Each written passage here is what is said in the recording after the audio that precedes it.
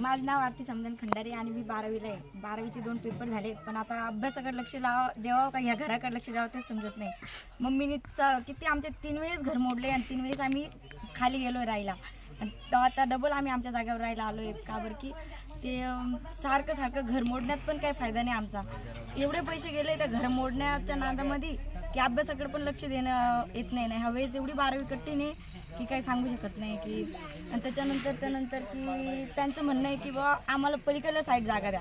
आता तर आम्हाला पण असं वाटतं ना, आमच्या जागेवर आम्ही एवढं लहानपण घेतलं, हे केलं ते केलं, तरी आम्ही 3 वेळेस घरं मोडून खाली गेलो राहायला। पण मग आता आम्ही आमच्या जागेवर राहायला आलो, ते पण बोलले की जा म्हणून तुमच्या जागेवर राहायला। पण आता ते डबल बोलतात की घरं मोडा। मग एवढं वेळेस तर आम्ही कसं काय घर मोडणार, कसं काय खाली जाणार राहायला डबल? ते त्यांची जागा आहे खाली, त्या लोक ते बोलतात की तुम्ही तुमच्या जागेवर जा राहायला, आणि वरतून हे लोक बोलतात की वरतून तुम्ही खाली जा राहायला। एवढ्या वेळेस कसं घर मोडायचं, कसं व्हायचं एवढे लहान लहान आहे।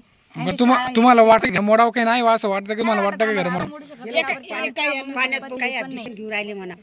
एवढे पैसे नाही आम्ही एवढे हे नाहीत की आमच्या सारखे नाही, जुन्या सरपंचासारखे की आम्ही 17 वेळेस घर मोडून बांधू शकतो। आतापर्यंत आमच्या जीवावर एवढं मोठं घर बांधलंय तर त्याला म्हणा की आम्हाला पण घर बांधून दे, आम्ही त्या घरामध्ये जाऊन राहायला तयार आहे। आतापर्यंत तुमचे किती वेळेस घर मोडले? 3 वेळेस घर मोडले, आता आम्ही 4थ्यांदा काय घर मोडणार?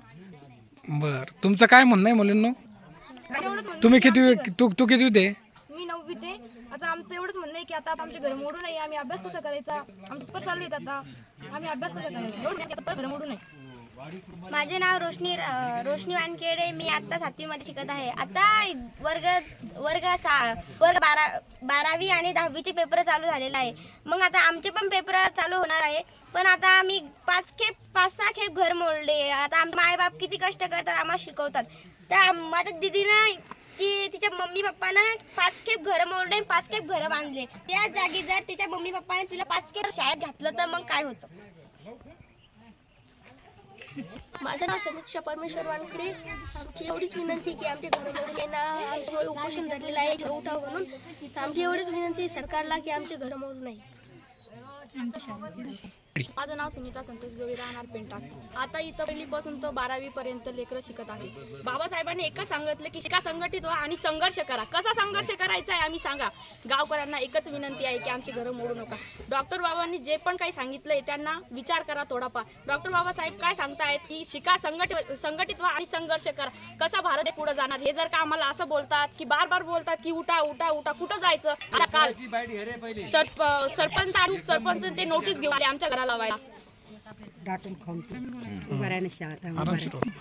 माझे नाव चेतन रतन वानखेडे, मी तर 6वी। माझे पेपर जवळ आलेला आहे, आम्ही अभ्यास खूप करत, तीनदा घर मोडायचे, माझ्या बापाला लय कष्ट करावे लागतात। आमच्या गावातले लोकांनी जातीवादी करत आहेत, त्यांनी उपोषण धरलेलं आहे, आम्ही बी धरलेलो होतो, पण आम्हाला कोणी दिलं नाही, त्याला कसं नाही भेटत। माझं नाव अनन्या विजय मोरे, मी आता 6वी मध्ये शिकत आहे। घर बांधा आणि घर परत उठवा, याच्या कारणामुळे आम्हाला नीट अभ्यास करता येत नाही, नीट आम्हाला शिकता येत नाही, आणि परत घर थोडा हे करा, परत आम्हाला